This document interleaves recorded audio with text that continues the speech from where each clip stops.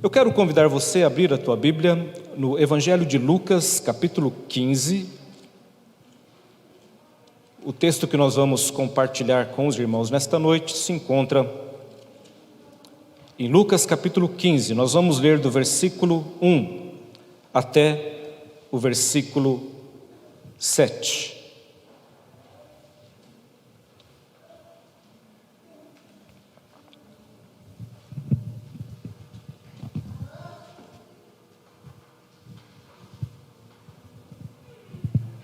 A palavra do Senhor diz assim: aproximavam-se de Jesus todos os publicanos e pecadores para o ouvir. E murmuravam os fariseus e os escribas, dizendo: este recebe pecadores e come com eles.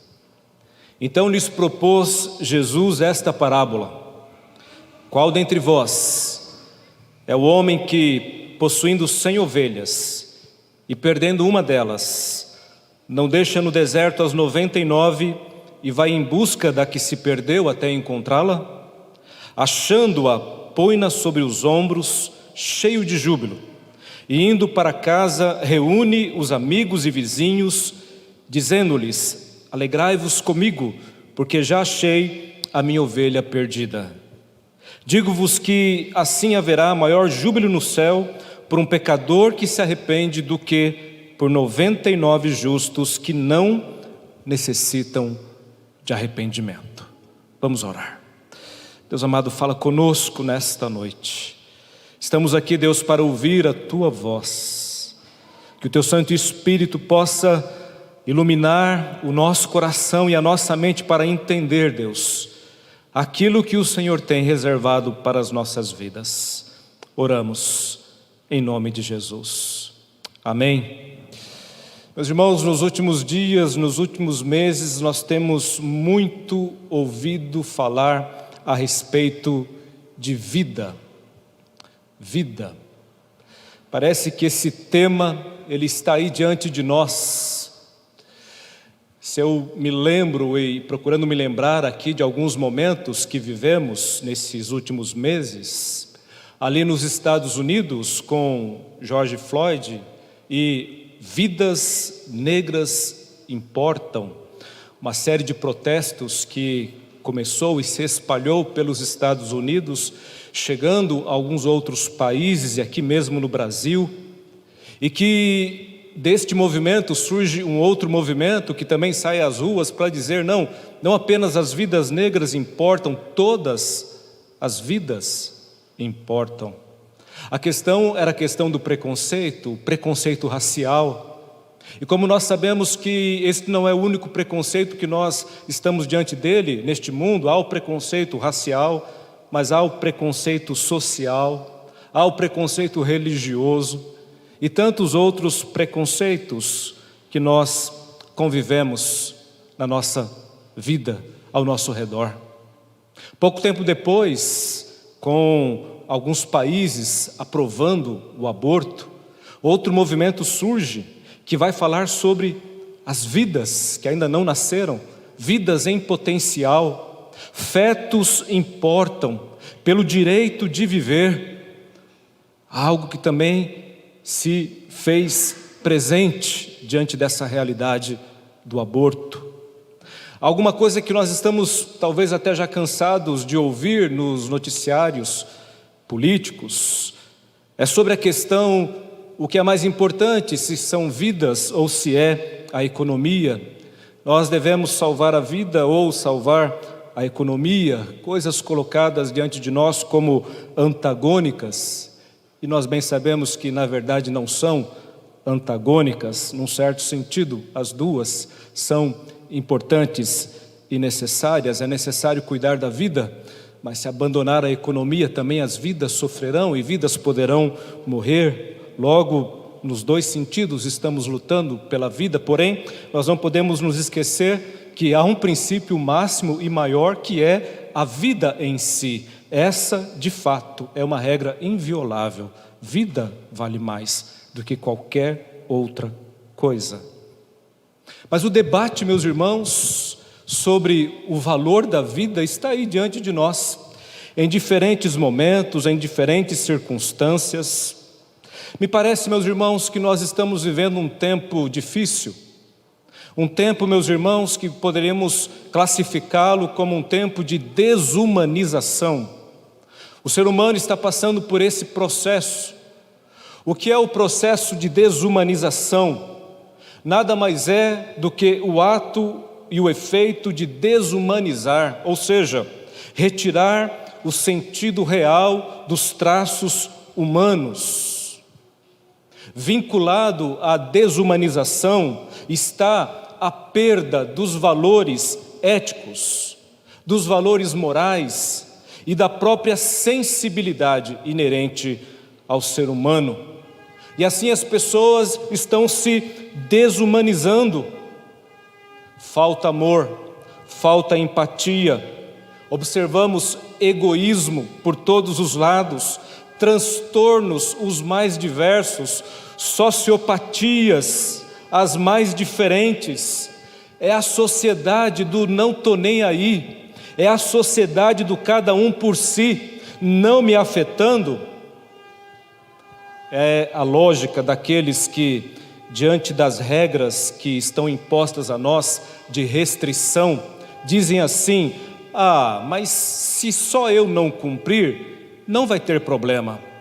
Então você imagine, nessa realidade que nós estamos vivendo, tem gente que não gosta de usar máscara e diz assim: bom, se só eu não usar, não vai ter problema, né? Eu não gosto, me irrita, me incomoda, então não vou usar. Só eu não usando, não vou prejudicar ninguém. O problema é que todo mundo pensando assim, ninguém usa a máscara e todos saem prejudicados. É mais ou menos o que nós temos visto quando as pessoas requerem para si esses direitos. Meus irmãos, vivemos numa sociedade também robotizada. Tudo começou quando você entrava lá no shopping e aquela máquina de estacionamento dizia assim para você: boa tarde. Ou então, na hora que você saía, ela dizia: volte sempre. Daqui a pouco nós já estávamos respondendo para a máquina: boa tarde. Ou muito obrigado, voltarei. Eu não sei, meus irmãos, mas hoje nós já estamos bem mais avançados. Hoje, na época da tecnologia, você já conversa com a Cortana, ou talvez com a Alexa, quem sabe com a Lu. Estão aí as inteligências artificiais diante de nós. Um dos bancos aqui do nosso país criou a BIA.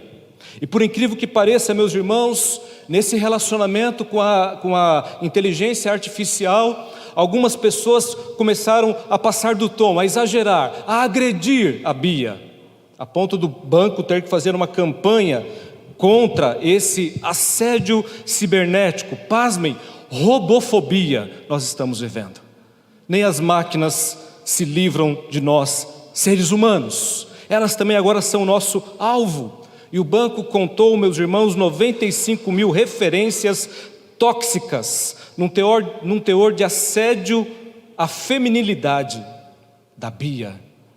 E claro, estão atuando para que agora ela possa agir de maneira diferente. Agora a BIA, quando for ofendida, ela não vai deixar barato. As suas respostas serão mais ou menos assim. Ela vai responder: essas palavras são inadequadas, não devem ser usadas comigo e nem com mais ninguém.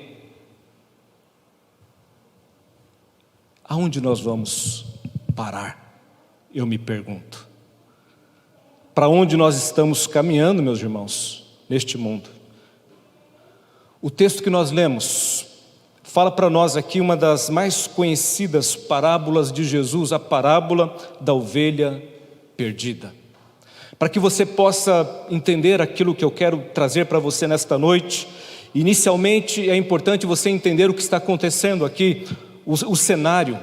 Nós temos aqui no texto, meus irmãos, um grupo que está presente diante de Jesus, composto por publicanos, pecadores, fariseus e escribas.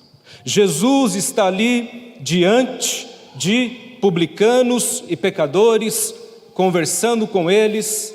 sentado com eles, comendo com eles, e os fariseus fazem uma pergunta na forma de provocação: este recebe pecadores e come com eles?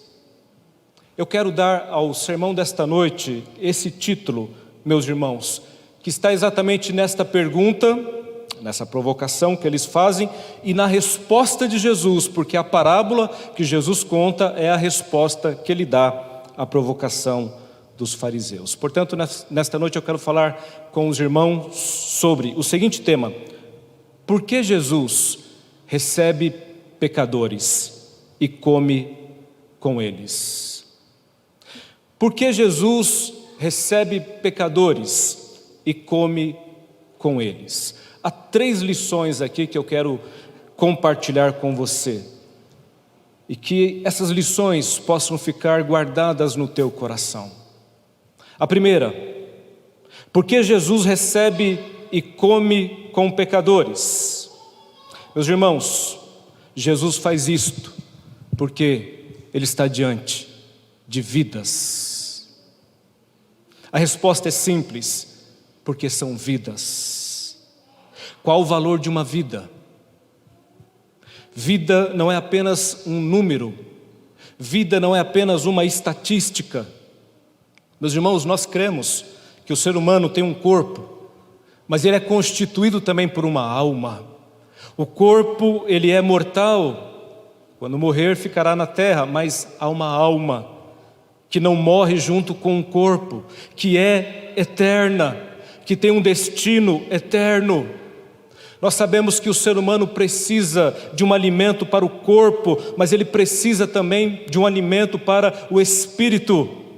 E Jesus é aquele que vem trazer as respostas, não apenas para o físico, mas também para o espiritual. Meus irmãos, como nós lemos na liturgia, Jesus é o bom pastor, aquele que veio dar a vida pelas ovelhas. Ele, como está escrito em Mateus capítulo 20, versículo 28, veio não para ser servido, mas para servir e dar a sua vida como único resgate por muitos. Quanto vale uma vida? Jesus veio dar a sua vida pelas ovelhas, pelo seu povo, pela sua igreja. A parábola que nos é contada do pastor, que perdendo uma das ovelhas, volta aos campos para buscá-la até encontrá-la, retorna com ela e dá uma festa para os seus amigos, alegre, dizendo: olha, alegrem-se comigo porque eu encontrei a ovelha que estava perdida. Muito embora a parábola está falando de ovelha, mas essa ovelha representa pessoas. Essa ovelha representa vidas que estão descritas aqui no texto, meus irmãos, no versículo 7, quando Jesus fala sobre pecadores e sobre justos. Ou seja, há 2 classes de pessoas, há 2 classes de ovelhas, há 2 classes de vida: justas ou achadas e pecadoras perdidas. Meus queridos, a questão aqui que Jesus está trazendo na parábola não é a respeito dos justos, é a respeito dos pecadores. Até porque fariseus e publicanos, eles se consideravam justos, e a questão deles era: por que Jesus recebe pecadores e come com eles? Então a questão aqui são os pecadores. Quem eram, meus irmãos, esses pecadores aos quais fariseus e publicanos estavam se referindo? O texto nos diz no versículo 1: publicanos e pecadores. Pensemos primeiro nos publicanos. Quem eram os publicanos? Publicanos eram os coletores de impostos naqueles dias, pessoas não muito queridas, não muito amadas, Roma dominava e ela colocava esses homens para cobrar os impostos da população. E, na verdade, havia duas classes de publicanos: aqueles que estavam ligados a Roma e aqueles que estavam ligados às cidades dominadas. Esses que estavam nas cidades cobravam o imposto para aqueles outros que prestariam contas então a Roma. Nesse processo todo, meus irmãos, havia muita coisa errada, havia muito suborno, havia muito roubo, abusos, muita ilegalidade. Nós conhecemos Zaqueu, um dos que são chamados também como publicanos, coletores de impostos, e outros que aparecem na Bíblia, e aparecem muitas vezes como pessoas não muito agradáveis diante do povo. O povo não gostava deles, por conta de tudo isso. Além de estarem cobrando impostos, ainda abusavam, roubavam. Então, publicano era uma pessoa não grata naqueles dias. Era uma classe de pessoas que os fariseus e os escribas de fato não gostavam. E quem eram os pecadores? Pecadores aqui, meus irmãos, podemos colocar toda a outra classe de pessoas que não estavam inseridas na religião daqueles dias, que não fazia parte do grupo dos fariseus e dos escribas. Eram aqueles que estavam longe da religião, eram os doentes espirituais. É interessante que em um outro momento acontece a mesma coisa. Eu queria ler para os irmãos em Lucas capítulo 5, versículo 27 até o versículo 32, quando diz assim: passadas estas coisas, saindo, viu um publicano chamado Levi, assentado na coletoria, e disse-lhe: segue-me. Ele se levantou e, deixando tudo, o seguiu. Então lhe ofereceu Levi um grande banquete em sua casa, e numerosos publicanos e outros estavam com eles à mesa. Os fariseus e seus escribas murmuravam contra os discípulos de Jesus, perguntando: por que comeis e bebeis com publicanos e pecadores? Respondeu-lhes Jesus: os sãos não precisam de médico, e sim os doentes. Eu não vim chamar justos, e sim pecadores ao arrependimento. Meus irmãos, esse publicano chamado por Jesus, alegre, dá um banquete e convida outros publicanos, e naquele momento ali, escribas e fariseus de novo questionando Jesus, é quando ele dá essa resposta aqui: eu estou com eles, porque são não precisa de médico, quem precisa de médico são os doentes. Os doentes aqui são os perdidos, são os pecadores. Então, meus irmãos, esses eram os publicanos, esses eram os pecadores. E os fariseus e escribas, quem eram essa gente? Fariseu e escriba representava a religião daqueles dias. O fariseu, meus irmãos, era aquele que se considerava, o próprio nome diz isso, tem esse significado, separado. Ele era distinto dos demais. Ele tinha uma prática assim acentuada, rigorosa da lei, cumpria a lei detalhe por detalhe, letra por letra, pagava o dízimo das menores coisas. Era um religioso assim, meus irmãos, alguma coisa que chamava a atenção. A lei dizia algumas coisas, a lei de Moisés, porém os fariseus acrescentaram ainda muitas outras coisas à lei. Na hora que eles iam fazer as suas refeições, eles tinham lá os seus rituais, eles transformavam aquilo ali num momento assim sagrado, ao ponto de terem que lavar prato, lavar copo, lavar vaso, gesto para cá, gesto para lá. Tudo isso fazia parte de um simples ritual de refeição. E quando os discípulos de Jesus certa vez não fizeram isso, eles questionaram Jesus: mas por quê? Os seus discípulos não se lavam antes de comer? E esse lavar aqui não tem a ver apenas com a questão de limpeza, lavar as mãos, mas com todo esse ritual que eles faziam e que os discípulos de Jesus não estavam acompanhando eles naqueles rituais. Então, esse era o fariseu, era o santo daqueles dias, era aquele que se achava melhor do que todo mundo, era aquele que cumpria a lei, pelo menos na aparência, porque Jesus vai desnudar essa religião farisaica e dizer de fato quem eles eram. Por fora muito bonito, mas por dentro somente podridão, somente escuridão, somente pecado. Mas se escondiam por trás desta capa de religião.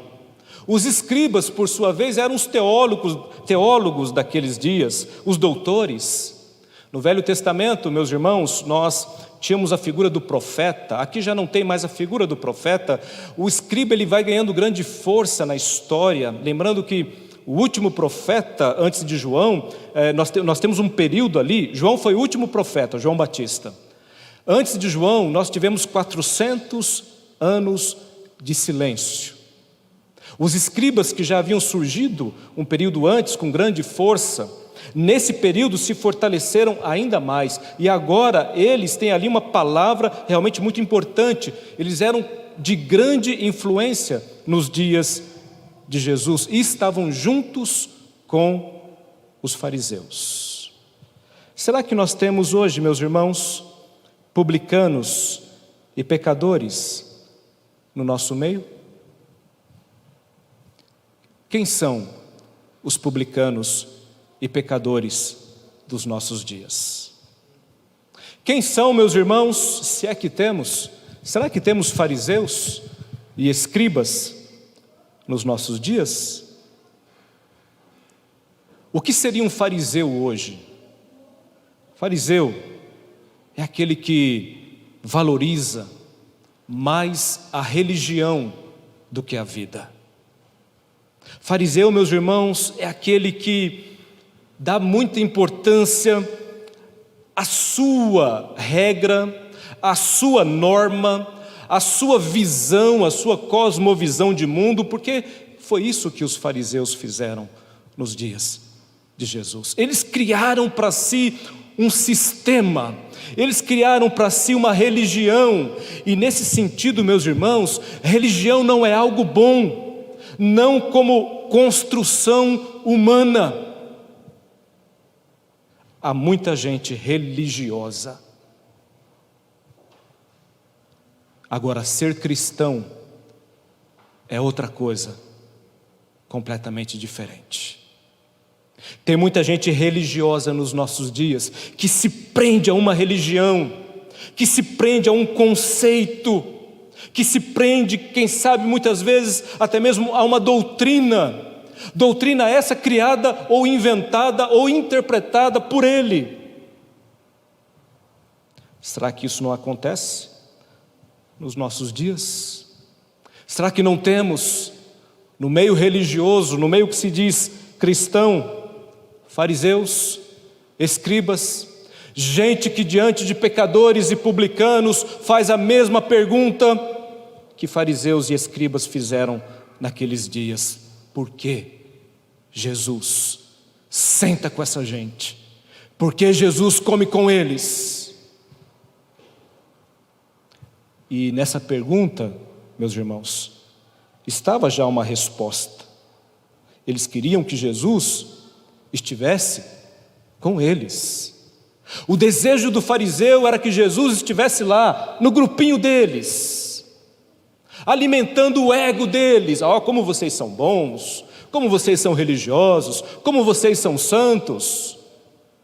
Eles não queriam que Jesus estivesse com aquela gente, com aquele grupo de pecadores excluídos. Eles queriam que Jesus estivesse ali, separado, juntamente com eles que eram os separados. Eles eram uma seita, eles eram uma facção, porque a religião verdadeira, ela não vai excluir, ela não vai, meus irmãos, colocar para fora aqueles que Jesus convidou para entrarem no reino.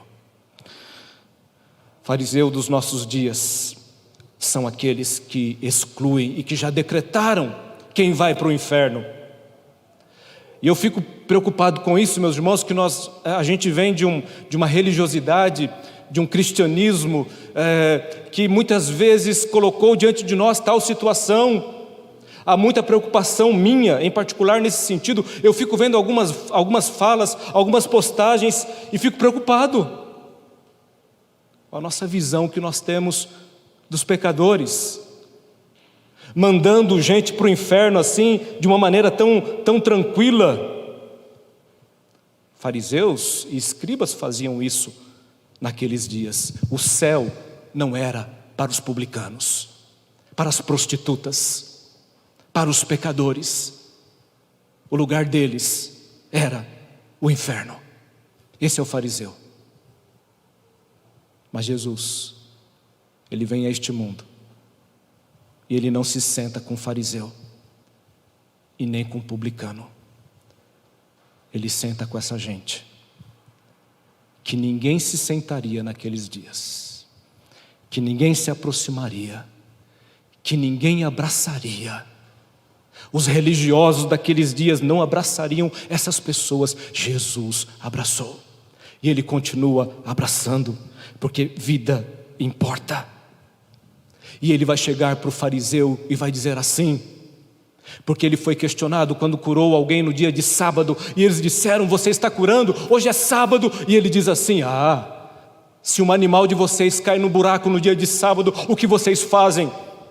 Vocês vão lá e tiram. É dia de sábado, mas o animal não vai morrer, porque aí mexeu no bolso de vocês. Vocês são gananciosos, vocês estão mais preocupados com dinheiro, com o animal, do que com vidas. Meus irmãos, será que isso acontece nos nossos dias? Um líder evangélico dos nossos dias falou com seus fiéis: não se preocupem com o vírus. Essa é uma tática de Satanás, é um trabalho da imprensa para causar desespero. E esse líder, assim que possível, foi a um país vizinho para se vacinar contra a Covid-19.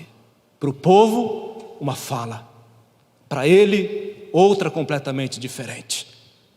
Homens movidos de ganância, olhando apenas e tão somente para o dinheiro, querendo arrancar das pessoas tudo aquilo que elas têm, preocupado com seus impérios.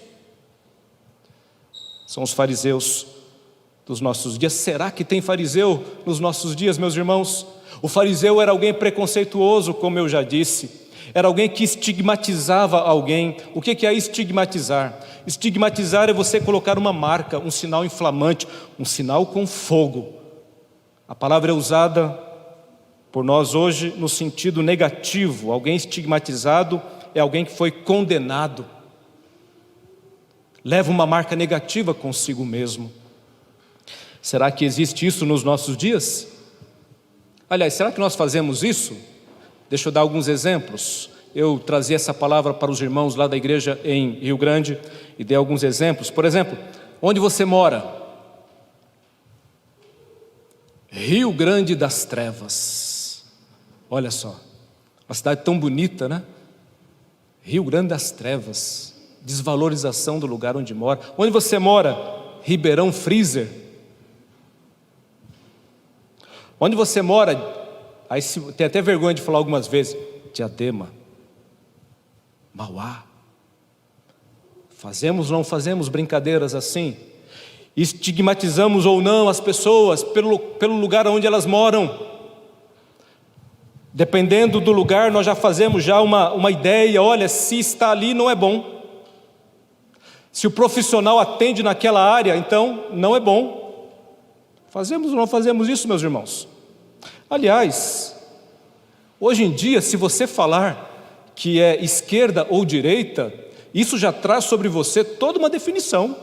Se você é direita, você é bolsonarista, você acredita que a terra é plana. Eu estou falando da ótica daqueles que ofendem, tá? Meus irmãos, não se sintam ofendidos. Que a terra é plana, que você é um negacionista, não é assim?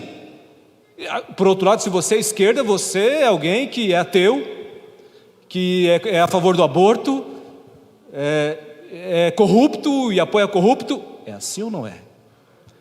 O mundo virou verde e vermelho, é uma loucura. E nós somos classificados assim, uma fala nossa já nos classifica em direita ou esquerda, estigmas. E fazemos isso também no campo espiritual com a maior tranquilidade, meus irmãos. E todas as vezes que nós fazemos isso, nós não estamos olhando para vidas. Primeira lição que eu aprendo nesse texto aqui: por que Jesus come com pecadores? Por que Jesus recebe pecadores? Porque vidas, meus irmãos, são importantes. Vidas são importantes. Mas não apenas isso, em segundo lugar, vidas são prioridade. Olha o que o texto diz. Quando ele conta a parábola da ovelha, ele diz que o homem tinha 100 ovelhas, mas ele perdeu uma ovelha. E ao perder uma ovelha, o que ele fez? Ele deixou as 99 no deserto, cuidadas, guardadas, e foi fazer o quê? Foi buscar a que se tinha perdido. Vidas são prioridade. Por que Jesus recebe pecadores? Porque Jesus come com esta gente? Porque esta gente é prioridade. E talvez alguns fiquem magoados, como os fariseus ficaram, porque eles queriam ser a prioridade. Eles queriam todos os cuidados, todo o tempo de Jesus, toda a atenção de Jesus, e Jesus está lá com pecadores e publicanos. Ele está indo atrás dos perdidos. Meus irmãos, quais são as nossas prioridades hoje? Quais são as suas prioridades? No que você tem gastado o teu tempo? No que você tem gastado o teu dinheiro? No que você tem projetado a tua vida? Quais são as nossas prioridades? As nossas prioridades revelam muito de nós. Pode ter certeza disto. Os fariseus eram muito diferentes de Jesus. E eu poderia traçar essa diferença, ou definir essa diferença com uma palavra: a palavra graça. Graça.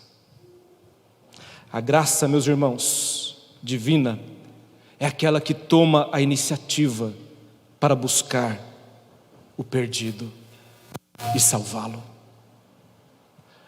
Os fariseus não tinham graça sobre a vida deles. E veja como isso é importante, meus irmãos. Enquanto pecadores que somos, o pecado nos desumaniza. Porque o mundo está como está. Porque todas aquelas situações que nós colocamos no começo acontecem por conta do pecado. Mas quando você encontra Jesus e tem uma transformação na tua vida, a graça, ela te humaniza. O pecado nos faz olhar para as pessoas como número, como estatística, estigmatizá-las, não valorizá-las, rejeitá-las. Mas a graça nos torna humanos. Humanos no sentido daquele ser humano que Deus criou e colocou no jardim e disse: é muito bom. E é nesse processo que quem tem Jesus no coração está num processo de santificação, de transformação, que nos humaniza e nos faz viver aquilo que nós precisamos como luz do mundo, como sal da terra. Porque o Senhor disse para nós que nós somos este povo. O sal salga, a luz brilha, ilumina. O que a igreja está fazendo aqui? Salgando. O que a igreja está fazendo aqui? Iluminando. A nossa prioridade, meus irmãos, já foi estabelecida por Jesus antes de partir. Ide por todo o mundo e pregai o evangelho a toda criatura. Toda criatura. Todos são dignos, todos são alvo do amor de Deus. O meu evangelho não é seletivo. Para este eu prego, para aquele não.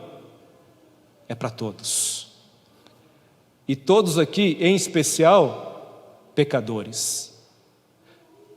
O nosso ministério não é apenas aqui, meus irmãos, na igreja. É muito bom vir à igreja, é muito bom ensinar aqui na igreja, pregar na igreja, cantar na igreja, mas não resume-se a isso. Você vai sair daqui, você é um missionário aonde você estiver. Você está falando do amor de Deus aonde você estiver. E é isso que nós precisamos viver nas nossas vidas. Eu fiquei triste, meus irmãos, e a pandemia tem deixado a gente triste, porque a igreja tem, infelizmente, aqui falo generalizando, perdido oportunidades. E a gente fala, meus irmãos, porque lá fora o mundo nos vê assim como um só. Quando eles falam de crente, fala de todos nós. Mesmo que a gente não faça isso, mas você está incluído. Você fala que é crente, ele vai falar, você então é assim.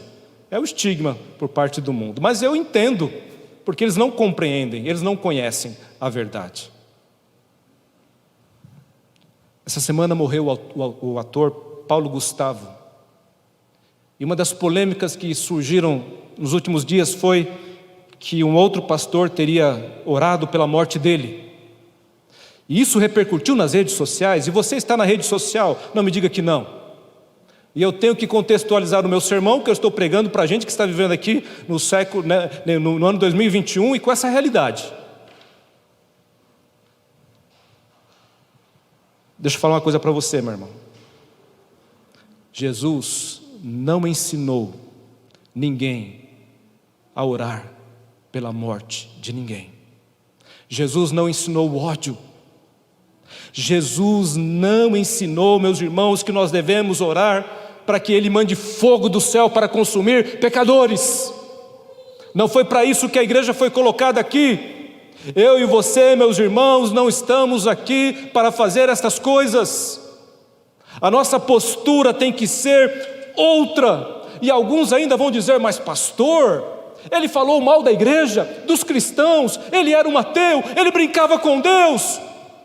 E por tudo isso você, meu irmão, vai torcer para que ele morra e vá para o inferno?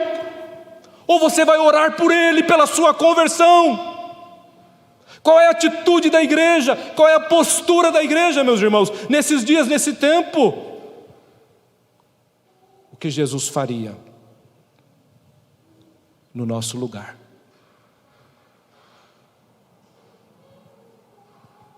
O que Jesus faria no nosso lugar? Eu e você conhecemos a palavra. Eu e você temos certeza de uma vida eterna. Mas há muitos perdidos neste mundo. Não se deixe levar pelas ideologias, não se deixe levar pela desumanização, não se deixe levar pelo legalismo, pelo farisaísmo. Meu irmão, em nome de Jesus, a igreja tem que sair dessas coisas. Nós temos que nos portar como igreja diferente nesse tempo, luz do mundo e sal da terra. Não podemos ser pedra de tropeço, escândalo para as pessoas lá fora. Pelo menos no que depender de nós aqui, enquanto igreja em Ribeirão Pires, e eu como pastor, exorto você, você é a minha ovelha. Em nome de Jesus, atente para isso. Por que que Jesus recebe pecadores e come com eles? Porque são vidas. E porque vidas são prioridade para Jesus. E por último, e termino, meus irmãos, o texto diz assim, que este que encontra a ovelha, ele chama os amigos e dá uma grande festa. Alegrai-vos comigo, porque já achei a minha ovelha perdida. Essa é a resposta de Jesus para os fariseus. Por que que ele come com pecadores e recebe eles? Porque vida é importante. Porque vidas são prioridade. Porque vidas de pecadores arrependidos são a alegria do Senhor. O Ministério de Louvor vai cantar uma canção e a gente vai terminar com eles, de todas as tribos. Quero convidá-los para vir até aqui à frente, enquanto eles vão se ajeitando.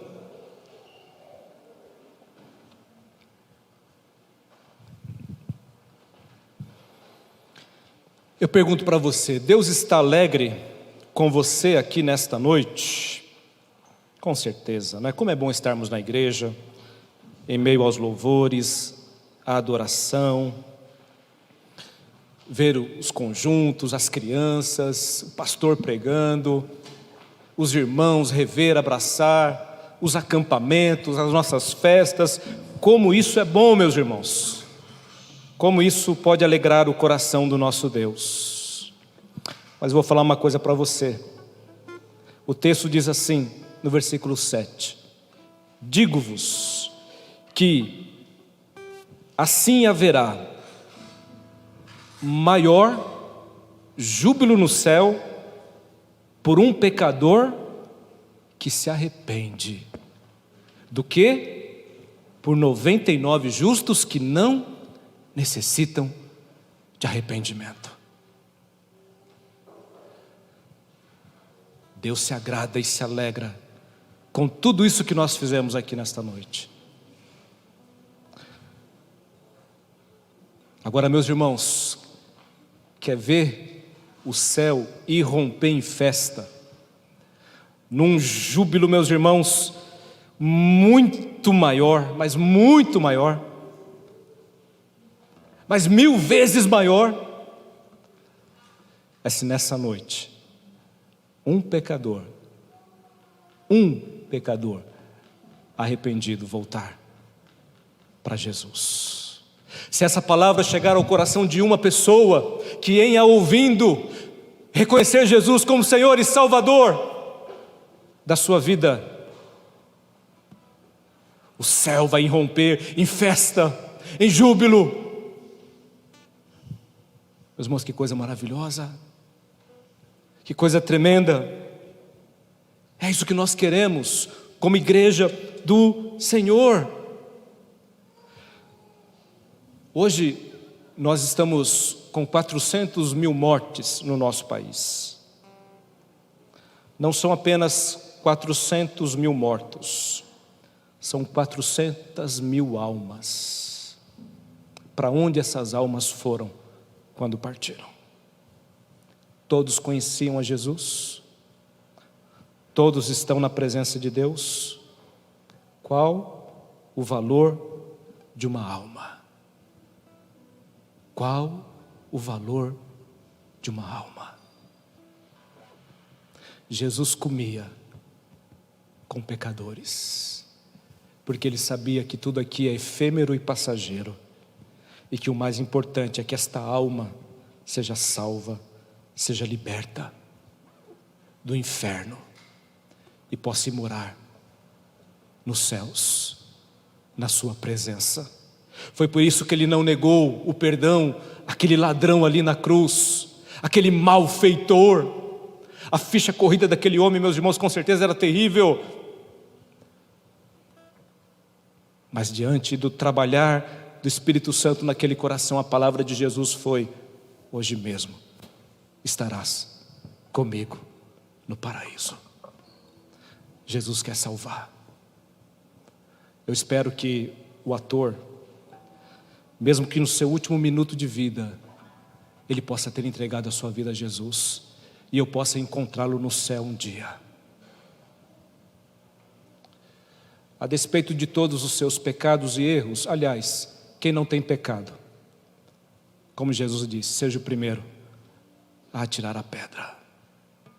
O fariseu diria: mas eu não peco. E tem muito fariseu hoje também que acha que não peca, porque ele acha que pecado é só isso. E ele classifica o que é pecado e o que não é pecado. A Bíblia diz: todos pecaram. Não tem ninguém aqui que mereça ser salvo. Você e eu somos salvos unicamente pela graça de Deus. Deixe Ele derramar a graça dEle. Clame pela graça dEle sobre a vida de todos. Saia daqui dessa noite com essa convicção no teu coração, meu amado irmão. Saia com essa convicção de que Jesus, aquele que recebia e comia com pecadores, continua hoje. Hoje Jesus continua comendo e recebendo pecadores. Se você é um pecador, pode convidar Jesus. Ele vai na tua casa, Ele vai se sentar com você, Ele vai estar do teu lado, porque é para você que Ele veio, porque vida é importante, porque vida é prioridade, porque a alegria vai ser o dia que você se render aos pés dele e reconhecê-lo como Senhor e Salvador da sua vida. Não saia daqui nessa noite sem tomar essa decisão, se você ainda não fez, em nome de Jesus. Vamos ficar em pé.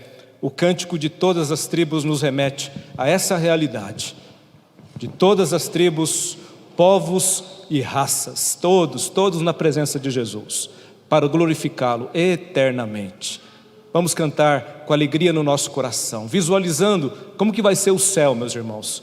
Olha só que bênção, o céu vai ser assim, é um lugar de graça, é um lugar de amor, não é? É um lugar onde haverá muitos ex-pecadores, remidos e lavados pelo sangue do Cordeiro. Não mais pecadores, porque no céu não tem pecado, mas porque um dia foram lavados e remidos pelo sangue do Senhor Jesus. Vamos cantar.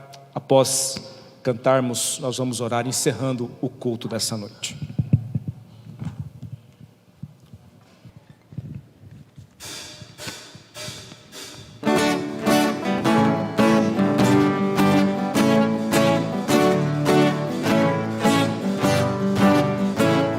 De todas as tribos, povos e raças, muitos virão te louvar. De todas as culturas, línguas e nações, no tempo e no espaço virão te adorar. Bendito seja sempre o Cordeiro, Filho de Deus, Raiz de Davi. Bendito seja o seu santo nome, Cristo Jesus, presente aqui. La la la ya, la la ya. Remidos comprados, grande multidão, muitos virão te louvar.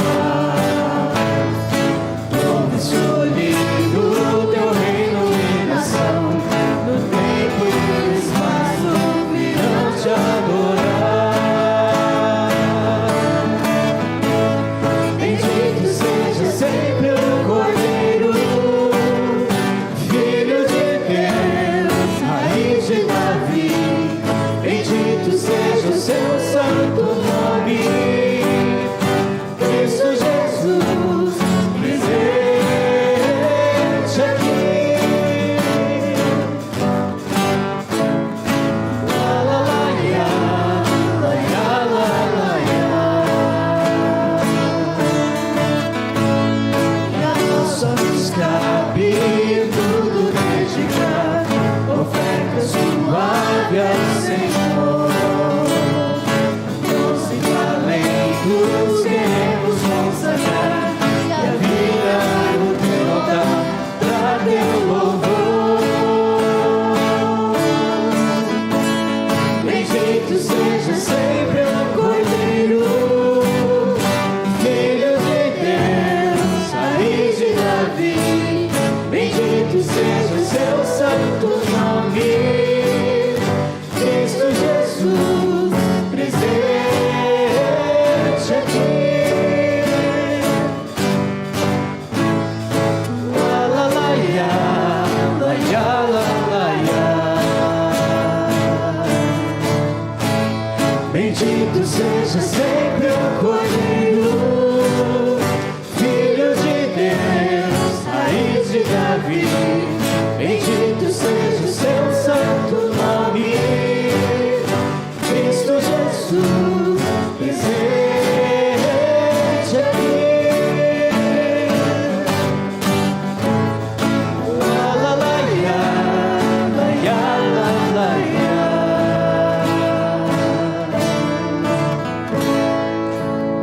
Oremos.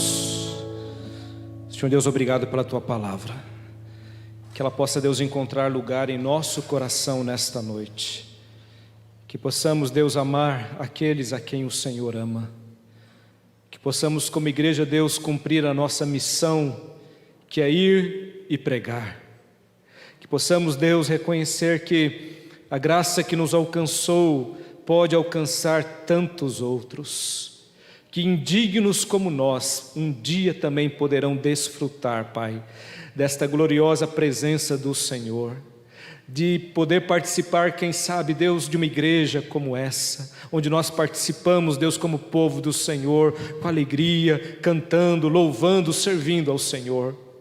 Oh, Pai amado, em nome de Jesus, que as nossas igrejas possam ser lugares onde as portas estão abertas, Deus, para todos os pecadores, e que ali possam entrar, Deus, e que ali possam ouvir a Tua palavra, e mesmo, Deus, que eles não venham até nós, que nós possamos ir até eles, como igreja do Senhor, sendo sal deste mundo, sendo luz dessa terra, Pai amado, fazendo a obra do Senhor, levando a Tua salvação a esses corações. Usa-nos, Deus, como instrumentos nas Tuas mãos, que através, Pai, das nossas vidas, através do ministério das nossas igrejas, o céu possa se alegrar, possa haver uma contínua festa nos céus, por pecadores e mais pecadores que se arrependem, por pecadores e mais pecadores que se convertem, por pecadores e mais pecadores que são salvos do inferno para morar na presença do Senhor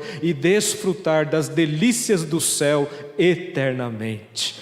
Em nome de Jesus, Pai amado, coloca isso no nosso coração e tira de nós, Pai, tudo aquilo que for contrário a estas verdades. Perdoa-nos, Deus, por quantas vezes falhamos, por quantas vezes agimos mais parecido com fariseus e escribas do que com o Senhor. Tem misericórdia de nós, Pai amado, converte-nos a Ti, Deus amado, para que nós possamos seguir a Ti em tudo nas nossas vidas, em nome de Jesus. Obrigado, Deus, por essa noite, obrigado, Deus, por essa equipe que está aqui à frente, obrigado, Deus, pelas crianças, pelos adolescentes que se colocam diante do Senhor para servir a Ti, Pai, através da música, dos louvores. Abençoa estas vidas, Pai amado, protege estas vidas e anima também outros, Deus amado, a se envolverem, a trabalharem para o Senhor, não apenas no ministério da música, mas em tantos outros ministérios da Tua igreja, Pai amado, que nós possamos ser servos úteis, que dão muitos frutos para a glória do Senhor. É em nome de Jesus que nós Te pedimos tudo isso e oramos. Amém. Que a graça do nosso Senhor e Salvador Jesus Cristo, que o amor de Deus, o nosso eterno Pai, que as consolações do Santo Espírito de Deus repousem sobre vós, e sobre vós permaneçam hoje e para todo sempre. Amém.